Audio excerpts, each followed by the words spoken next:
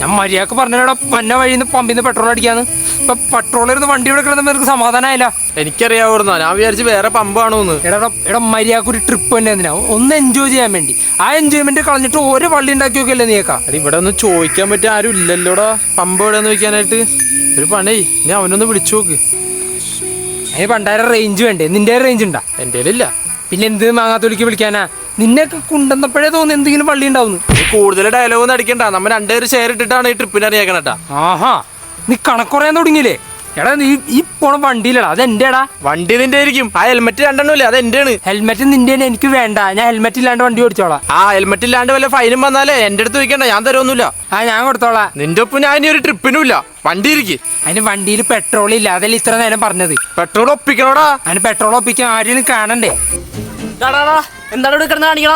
ഞങ്ങളുടെ നാട്ടിലൊന്നും വിളച്ചെറിക്കാണ്ടല്ലോ, നിന്ന് രണ്ടു കാലം തിരിച്ചു പോല. എന്റെ പൊന്നേട്ടാ, വണ്ടി ഇവിടെ പെട്രോൾ എടുത്ത് വഴി കിടക്കാണ്. എങ്ങനെയാലും ഒരു പമ്പ് ഇട്ടോന്ന് അറിയാൻ വേണ്ടി വെയിറ്റ് ചെയ്താ. ഇവിടെ നിന്ന് ഒരു 10 കിലോമീറ്റർ കഴിഞ്ഞ ഒരു പമ്പ് ഉണ്ട്. 10 കിലോമീറ്ററാ? പിന്നെ ഇവിടെ അധികം കറങ്ങി തരുമൊന്നും വേണ്ട. വീട്ടിൽ പോകാൻ നോക്കി, ഇവിടെ ആനയൊക്കെ ഇറങ്ങന്താ. ആന? പോവാ.